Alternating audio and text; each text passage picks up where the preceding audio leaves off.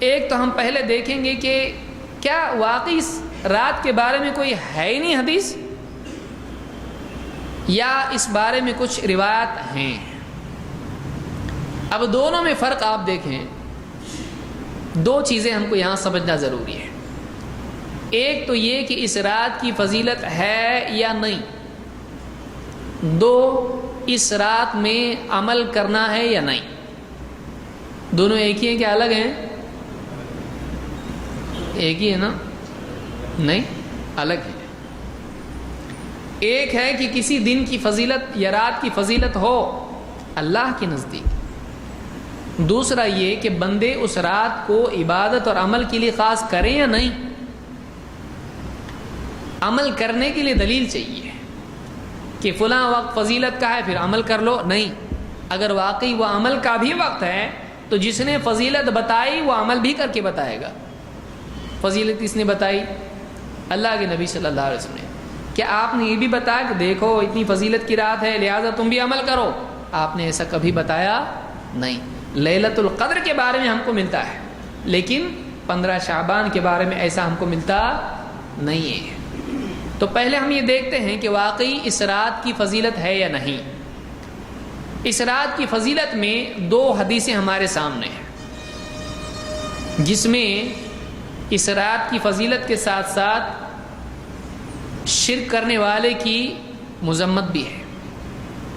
اللہ کے نبی صلی اللہ علیہ وسلم فرماتے ہیں ان اللہ لیطلع فی لیلۃ النصف من شعبان فیغفر لجمیع خلقہ الا لمشرک او مشاح۔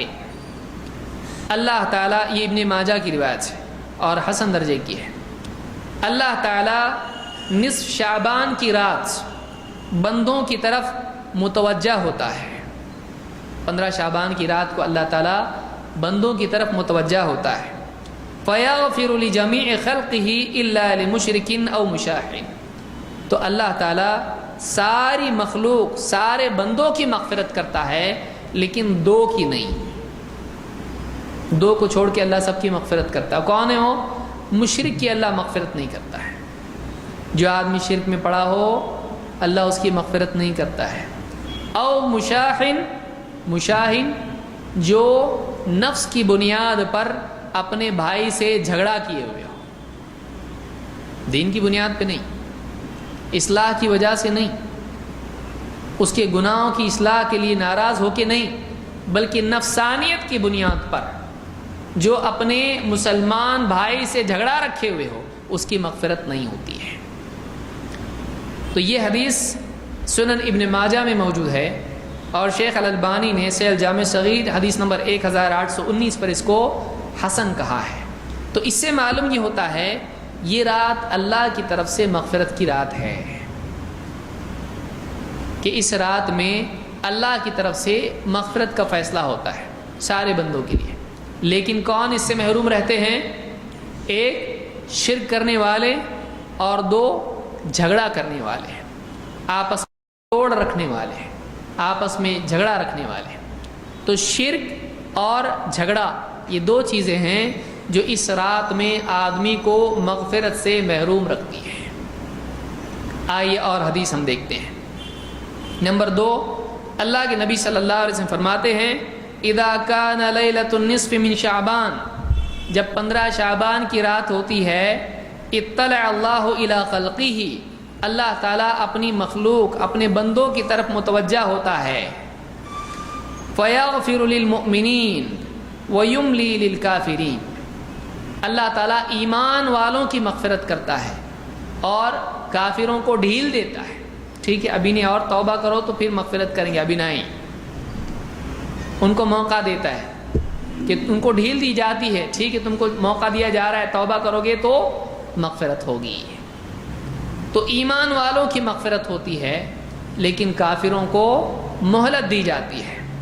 وَيَدْعُ أَهْلَ الْحِقْدِ بِحِقْدِهِمْ حَتَّى يَدْعُوا، اور آپس میں کینہ کپٹ جھگڑا رکھنے والوں کو چھوڑ دیا جاتا ہے یہاں تک کہ وہ اپنے جھگڑوں کو چھوڑ دیں۔ جھگڑا نہیں چھوڑتے مغفرت نہیں، جھگڑا چھوڑیں گے مغفرت ہوگی۔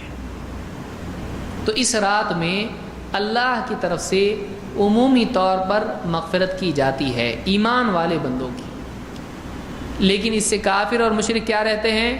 محروم رہتے ہیں، اور وہ لوگ بھی محروم رہتے ہیں جو آپس میں جھگڑے پالے ہوئے ہوں۔ بہت سارے لوگ کیا کرتے ہیں؟ جھگڑے پالتے ہیں، اور جھگڑے کا کیا کرتے ہیں؟ بچڑے کا بڑا بھینسا بناتے ہیں۔ جھگڑا ہے، کوئی دن آئے گا، ٹھہر ذرا، تو اس دن بدلہ لوں گا۔ کیا آپ کو ضرورت ہے؟ ایک آدمی کیوں اپنے دل میں کسی کے لیے کینہ کپٹ رکھے؟ ایک آدمی کیوں کسی کو اپنا دشمن بنائے رکھے؟ یا تو معافی مانگ لے، یا تو معاف کر دے، یا تو کم سے کم صلح کر دے، ٹھیک ہے صلح تو ہو جائے۔ لیکن اگر آپس میں جھگڑا رکھے ہوئے ہیں تو پھر مغفرت نہیں ہوتی ہے، مغفرت نہیں ہوتی ہے۔ علماء نے اس میں تفصیل ذکر کی ہے کہ اس میں مراد وہ جھگڑے ہیں جو نفس کی بنیاد پر ہوں، لیکن اگر دینی جھگڑا ہے، مثلا کہ کوئی بدعتی ہے اور آدمی اس سے تعلق نہیں رکھتا ہے، یہ اس کی ضمن میں نہیں آتا ہے۔ کوئی گمراہ کرنے والا عالم ہے، اگر آدمی اس سے دور رہتا ہے اور اس سے تعلق نہیں رکھتا ہے، ایسا آدمی اس حدیث کے ضمن میں نہیں آتا ہے۔ اس میں وہ لوگ آتے ہیں جو مال دولت نفس کی بنیاد پر آپس میں جھگڑے کیے ہوئے ہوں، جو گمراہی سے بچنے کے لیے، گناہوں سے بچنے کے لیے، جیسے کوئی کسی کا دوست ہے، کوئی بھائی ہے، شرابی ہے، اب اس کے تعلق رکھے گا تو پھر گناہ کی طرف ہی بلائے گا، تو ایسے آدمی سے دور رہے اگر، تو یہ حدیث اس کے لیے نہیں ہے۔ اسی لیے یہاں پر میں نے کہا کہ جو نفس کی بنیاد پر آپس میں جھگڑا رکھیں، ایسے لوگ اس حدیث میں شامل ہیں کہ ان کی مغفرت نہیں ہوتی ہے۔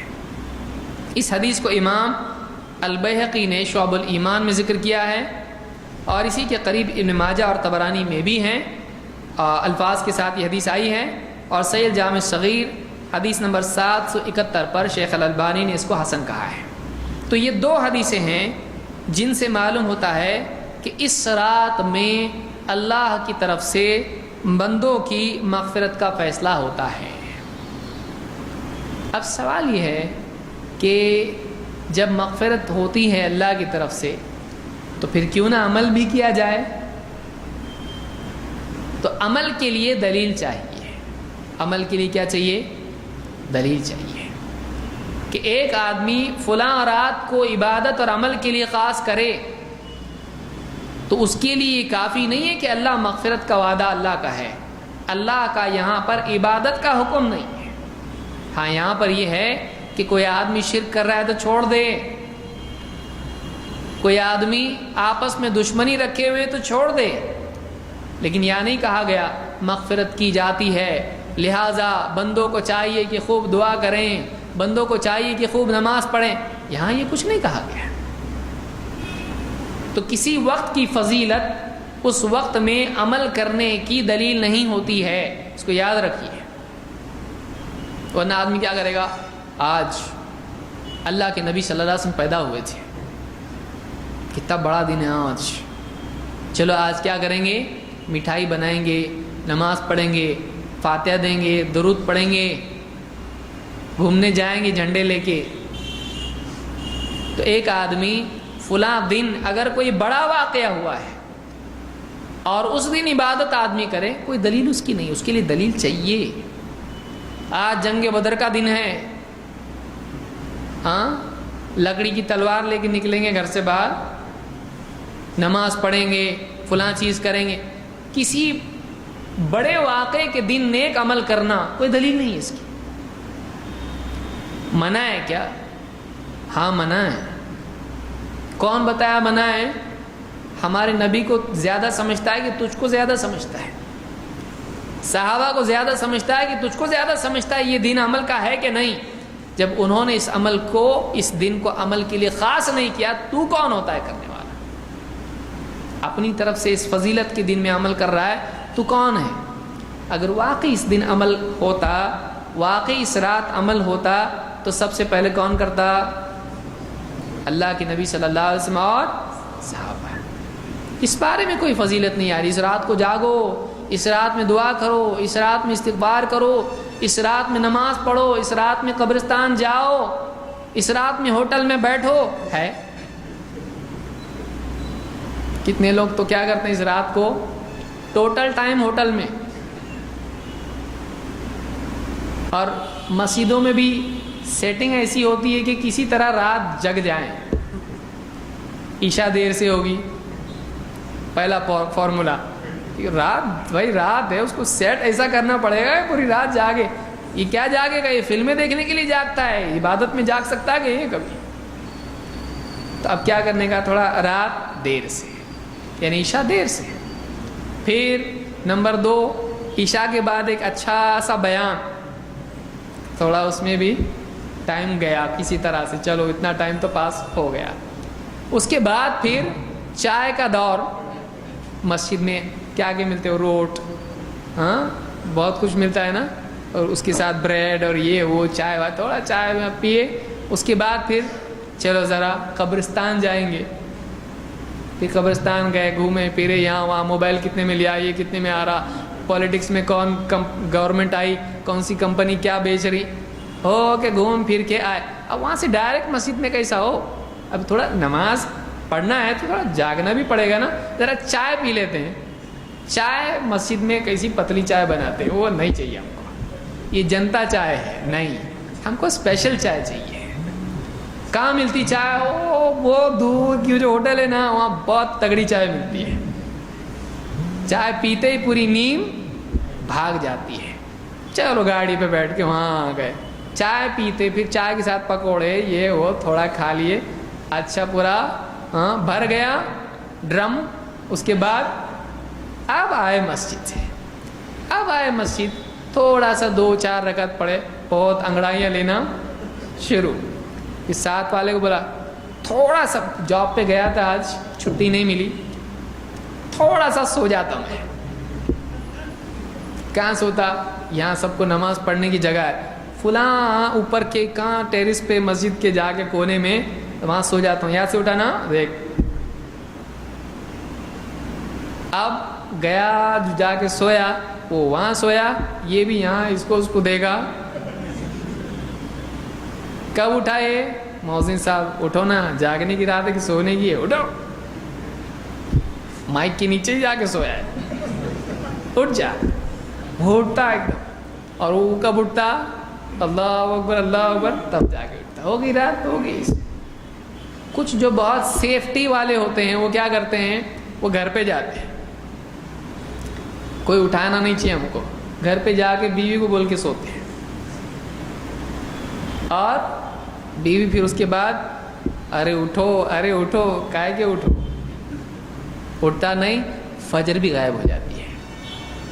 کتنے لوگوں کا ایسا حال ہے. کچھ لوگ ہوتے ہیں جو دو کر کے 100 رکعتیں، نہ جانے کیا کیا ان کا ٹارگٹ ہوتا ہے، وہ بھی ٹارگٹ پورا کرتے ہیں. اور ٹارگٹ پورا کرنے کے بعد اگلے دن سوتے ہیں. اور اگلے دن کیسا سوتے ہیں؟ ظہر غائب، عصر غائب، پھر مغرب میں افطار کے لیے اٹھتے ہیں.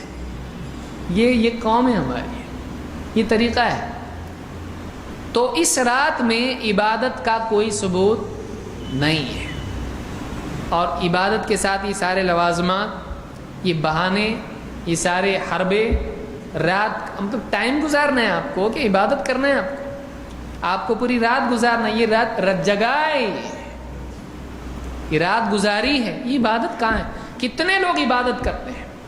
غیر مسلم بھی سوچتے ہیں، بچے پورے گلیوں میں بھاگتے رہتے ہیں، بولے آج ان کی جاگنے کی رات ہے. جہاں وہاں گلیوں میں بھاگنے کی رات ہے، یہ جاگ رہے نہیں، جگا رہے سب کو. بچے بھی نکلتے، پوری ٹیم کی ٹیم نکلتی، پوری یہ گلی وہ گلی وہ گلی، کھیلتے پھرتے یہاں پہ. کیا ہے یہ؟ مسجدوں میں لائٹنگ ہو رہی ہے، قبرستان میں بھی روشنی، وہاں روشنی کر کے ان کو کیا ملنے والا ہے؟ اگر قبروں میں اندھیرا ہو تو باہر کی روشنی سے کیا فرق پڑتا ہے؟ آپ کا انٹرٹینمنٹ ہے وہ، آپ کا شوق ہے وہ. ان کے لیے دعا کرتے تو کچھ تو فرق پڑتا ہے. تو یہ سارے معاملات جو ہیں یہ اس رات میں ہوتے ہیں. ہم کو چاہیے کہ ہم نبی کریم صلی اللہ علیہ وسلم کو دیکھیں. کیا آپ صلی اللہ علیہ وسلم کی زندگی میں یہ سب چیزیں ملتی ہیں؟ نہیں ملتی ہم کو. آپ صلی اللہ علیہ وسلم روزانہ عبادت کرتے تھے. کوئی ایک رات خاص کر کے اس رات کو عبادت کریں، باقی راتیں سوتے رہیں، نعوذ باللہ.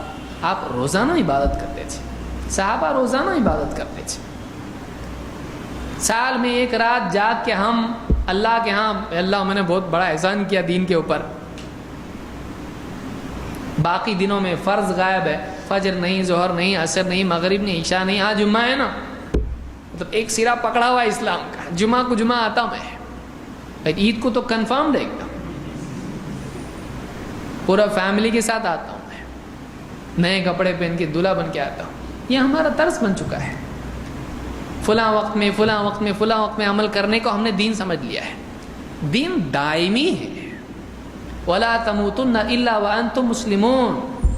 اللہ نے کہا تم کو موت آئے تو اسلام کی حالت میں آنا چاہیے, یعنی کبھی بھی موت آئے تو تم مسلمان رہنا چاہیے. جمعہ کے دن مسلمان, عید کے دن مسلمان, فلاں دن مسلمان, یہ نہیں, ہر لمحہ تو مسلمان رہے. یہ چیز ہماری زندگی میں ہونا چاہیے. اللہ تعالیٰ سمجھتا فرمائے.